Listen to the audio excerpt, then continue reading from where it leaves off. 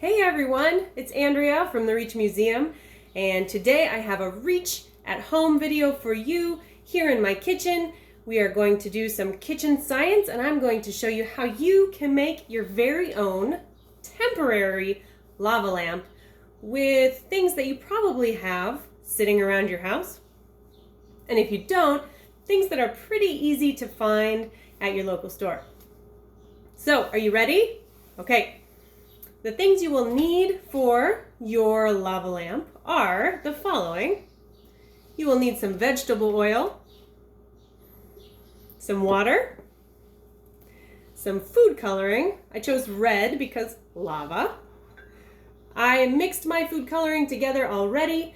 You don't have to do it this way, but this is what works best for me in this experiment. And finally, you will need some Alka-Seltzer or antacid tablets. Now this is what's going to make the magic happen in your experiment, so make sure you've got these on hand.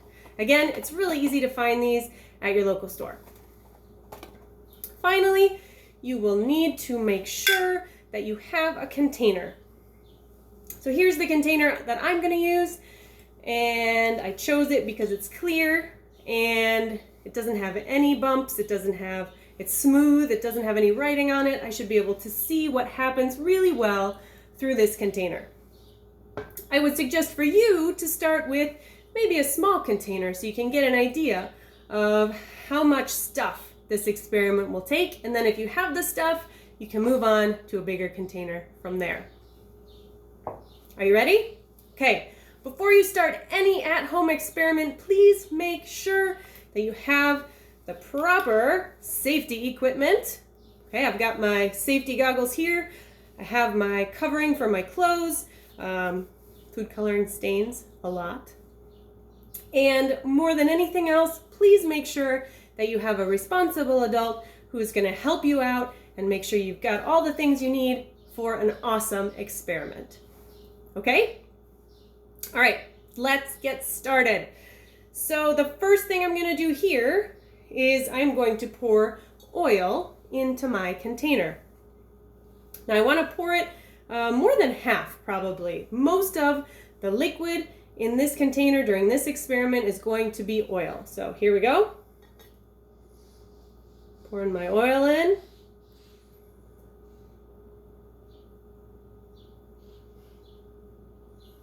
I'll stop there. Okay, so now I'm going to add my water. So if you know anything about oil and water, what do you think is going to happen when I add water to this oil? Let's find out. I'm going to try to pour slowly so you can really see what's happening.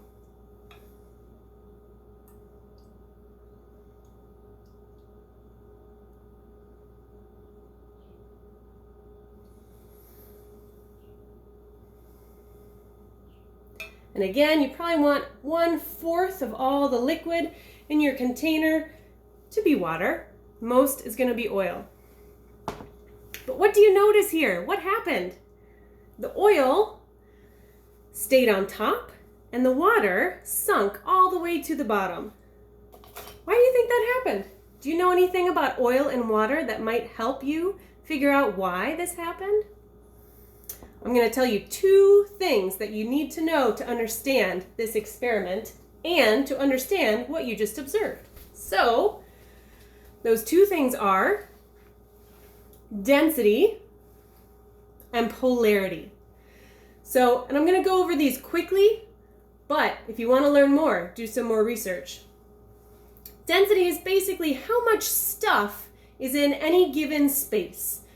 So if you look at these 2 kind of equal spaces, you can see that this more dense stuff, let's say it's water, this more dense liquid is much more packed together. The molecules are much closer together than the less dense oil. And what happens is when you put something more dense on top of something less dense, it's going to sink to the bottom because it's heavier. So what you see here is more dense water that sank underneath the less dense oil. Okay, so density is part of what allows this to happen. The other thing is polarity, and polarity is basically how things are attracted to each other. So if you look at these 3 water molecules that I drew, you can see the 2 H's and the 1 O. That's one molecule, H2O. The H's, so water molecule has tiny electrical charges with it. So the O has a tiny negative charge, and the H's each have a tiny positive charge. And so what happens is, because opposites attract, is the H's of one water molecule attract to an O of another molecule. And these bonds, these attractions, act like tiny magnets that keep water molecules sticking together. So why didn't these two things mix? It's because oil is not polar. There are no little electrical charges on these molecules that make up oil. So it's not polar, it's not attracted to water, and that's why these two substances do not mix. Got it? All right, so now that we've got that, let's see what happens when we add our final ingredient, and that is our Alka-Seltzer. So I cut these tablets, this is one tablet, and I don't use a whole one, I cut these into fourths. So I'm going to take 1/4 of an Alka-Seltzer tablet, and I'm going to drop it in here, and you can see what happens.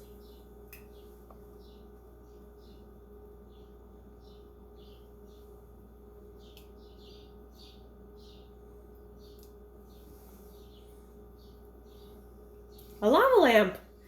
So what you're seeing is when I drop an Alka-Seltzer in, it does not react with oil. It goes all the way, sinks down to the water, reacts with the water to make carbon dioxide gas, which then grabs onto some water molecules, and all of a sudden these water molecules are less dense than oil because they have all kinds of gas. So because they're less dense, now they float up to the top, but once they get there, the gas gets released from the top of the oil, and now the water is more dense again because it doesn't have the gas. So then it sinks right back down to the bottom. So this, friends, is how you can create your own lava lamp with items that you already have at home. It's super fun to watch. You can just keep adding little bits and pieces until you get bored of it. And there you have it. Density and polarity is what helps this experiment happen. All right? Thank you, everyone. Thanks for watching, and come back again. We'll see you next time.